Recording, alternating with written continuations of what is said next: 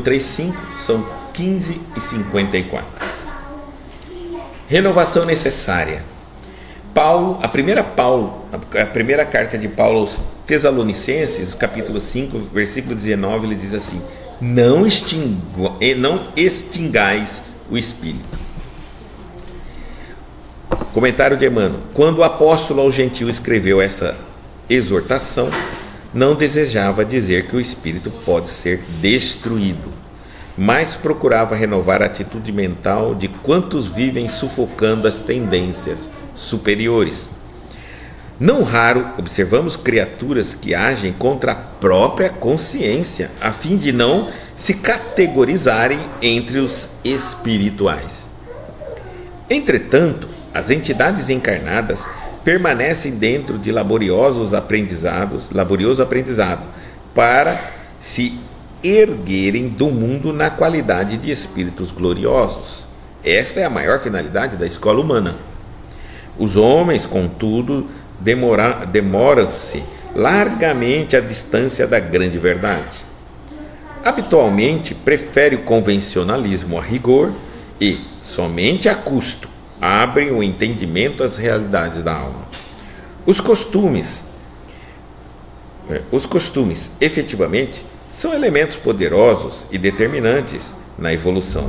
Todavia, apenas quando inspirados por princípios de ordem inferior. É necessário, portanto, não asfixiarmos os germes da vida edificante que nascem todos os dias no coração ao influxo do Pai misericordioso. Irmãos, nossos existem que regressam da terra pela mesma porta da ignorância e da indiferença pela qual entraram. Eis porque o balanço das atividades de cada dia, os discípulos deverão interrogar a si mesmo: que fiz hoje? Acentueis os traços da criatura inferior que fui até ontem, ou desenvolvi as qualidades elevadas do espírito que desejo reter amanhã? A pergunta, gente. Todo dia nós temos que fazer essa pergunta. Então, complementa o outro, perceberam, né? Renovação necessária. Quando ele fala assim, não extingais o espírito, ele não está falando que vai matar o espírito, tá? Quando o apóstolo aos gentios escreveu essa exortação, não desejava dizer que o espírito pode ser destruído, mas procurava renovar a atitude mental de quantos vivem sufocando as tendências superiores. Tem muita gente que tem boas intuições para auxiliar, recebe boas intuições na própria vida, mas não segue. E para que você tenha suas intuições aprimoradas, você tem que segui-las, né? Porque você precisa praticar. A espiritualidade, a relação nossa com os espíritos é uma prática. Ela não é algo cerimonial, ela é verdadeira prática. 24 horas você pode ir praticando isso. É o momento que você vê uma pessoa no seu pensamento e que você vai ligar para ela, entre contato, ela está precisando de ajuda. É o momento que vem para você se calar. É o momento que você vem para ver como é que fulano está. É o momento que vem intuições, ideias, né? Tudo isso são tendências superiores. Às vezes você sente vontade de dar ajuda a um desconhecido, mas você tolhe essa ideia porque você sente vergonha, porque você sente que alguém pode falar mal de você, né? Enfim, tendências superiores de ajudar, de socorrer um animal. Você vai socorrer um animal, alguém vai falar: você está louco?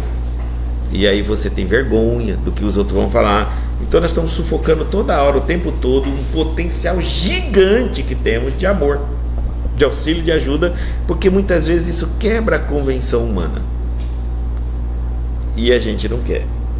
Ele está dizendo assim: não raro observamos criaturas que agem contra a própria consciência a fim de não se categorizarem entre os espirituais. E aí ainda tem pessoas que, admitindo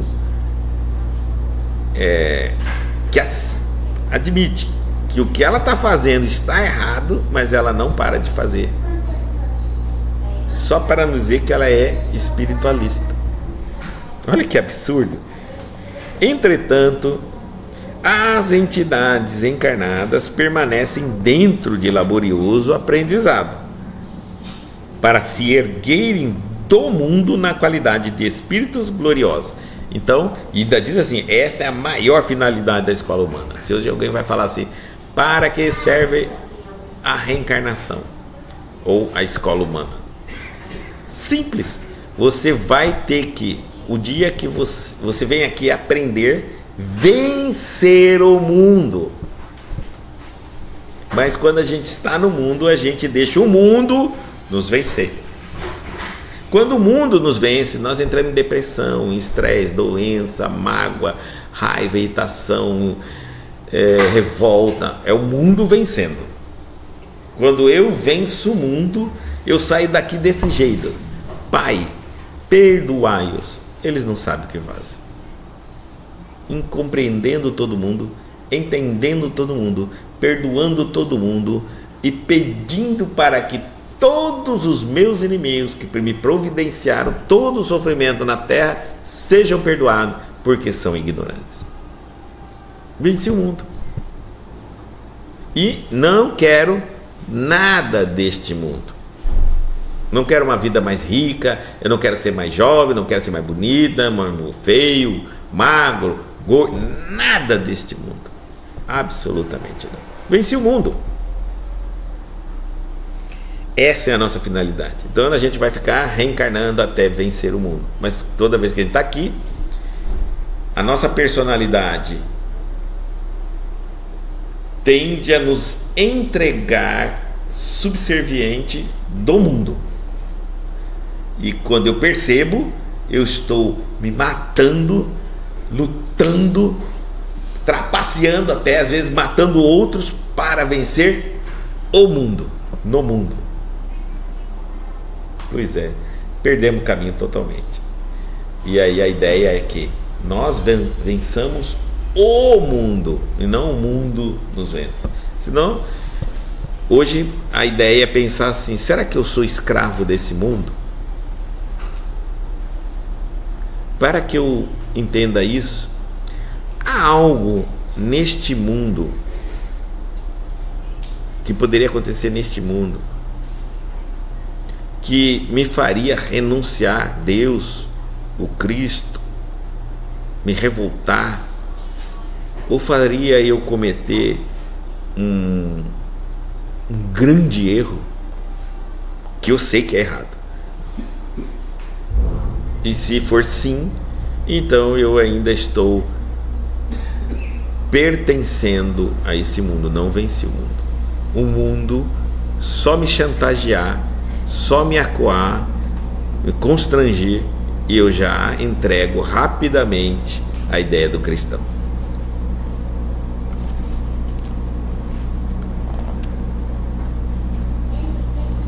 Os homens, diz assim, contudo, demoram-se largamente à distância da grande verdade. É verdade, ficamos muito longe, por várias e várias reencarnações, para acordar o ser humano. A quantidade de pessoas que transitam como fosse um zumbi mesmo, dormindo.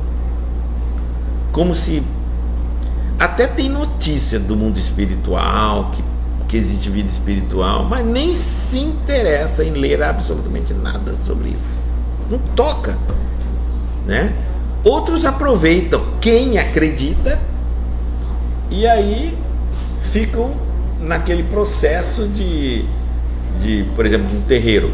Eu vou lá pedindo coisas nesse processo, mas eu não evoluo. Eu até sei, eu até acredito, mas não quero saber como é que é, não. É o processo de transferência que a gente tem. E outros nada, não acreditam em nada, não se toca, não tem nada a ver. Então passamos muito tempo, várias e várias reencarnações assim. Habitualmente, prefere o convencionalismo a rigor e somente a custo abre o entendimento às realidades da alma. Nós aceitamos o convencionalismo como algo normal. Convencionalismo pode ser cultura, a cultura de um povo, né? A educação de um povo. Muita gente, a gente considera isso a rigor. Que ele quer falar que às vezes a gente considera isso mais do que a verdade ensinada por Jesus. Eu não sei se vocês conhecem pessoas assim, mas eu já ouvi pessoas dizerem assim: eu sou cristão. Ah, mas se fizer mal para um parente meu, para um filho meu, você vai ver o capeta aqui. Você não é cristão. Você tem uma condição para ser cristão. Se não for atendida essa condição, você não é cristão. Então você não é cristão. Compreendeu? Se eu tenho algo que me mantém cristão, eu estou ali negociando com Deus. E quando esse algo não for atendido, eu não sou mais cristão. Não existe ex-cristão. Porque quem um dia deixou de ser é porque nunca foi. Se alguém abandona o Cristo, abandona o bem, por estar revoltado, porque nunca foi para o bem, porque nunca foi cristão, estava negociando, e aí dado um determinado momento na vida, aconteceu aquilo que ele não aceita, e ele então se revela verdadeiramente a relação dele com Deus. Todos aprendendo, né? Então por isso que eu falei assim, pense aí, se você tem algo que você não admitiria que aconteça, que seria o suficiente para você abandonar Deus, o Cristo e tudo, se revoltar. Porque se tem, você não é cristão, tá? Não é cristão.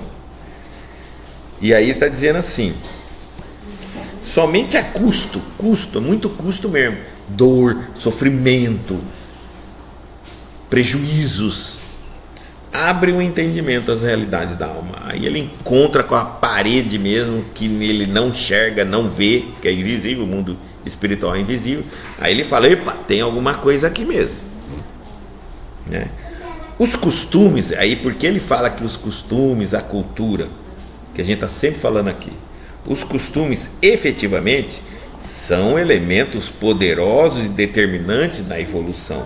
Todavia, apenas quando inspirados por princípios de ordem superior. Então, se você tem uma cultura, se você tem um costume na sua sociedade, na sua cidade, o cristão tem que analisar se aquele costume eleva as pessoas daquela cidade espiritualmente, né? Aquelas cerimônias elevam também as pessoas da cidade. Nós trazemos aqui uma coisa muito interessante, que existem costumes, né, que a gente fica relembrando a época que houve uma invasão e um matou o outro. Oh, meu Deus do céu, e reúne uma multidão de gente para ficar lembrando isso aí.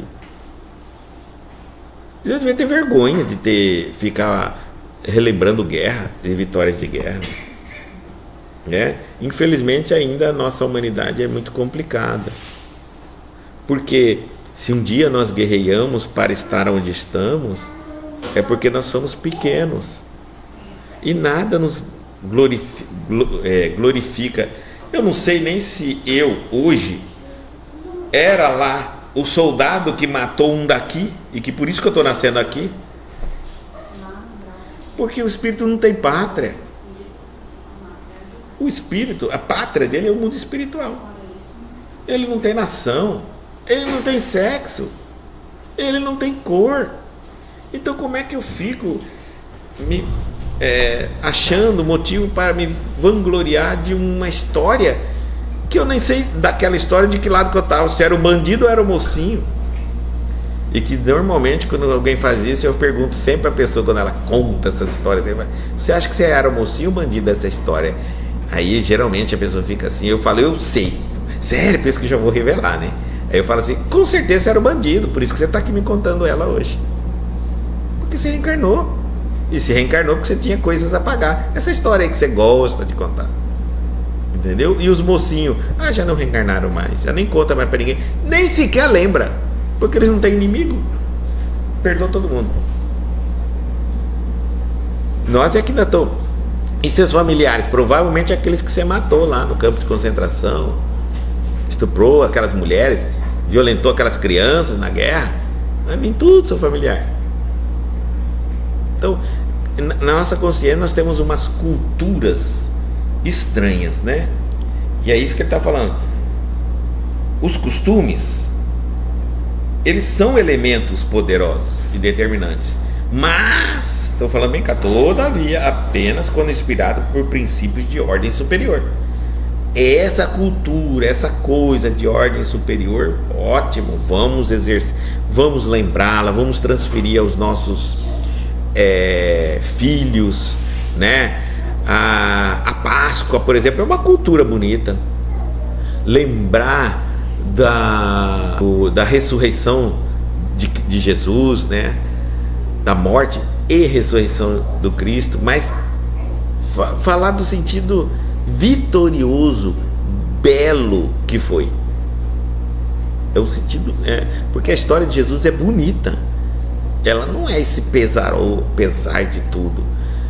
Isso, quando eu vejo por um lado de ensinamento, é lindíssima.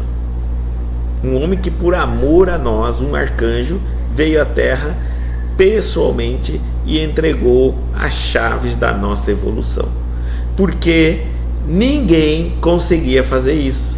Enviado por ele diversos profetas antes dele, todos acabavam se perdendo durante as reencarnações e deixando partes das verdades aqui, ali, acolá, porque se influenciavam com a cultura.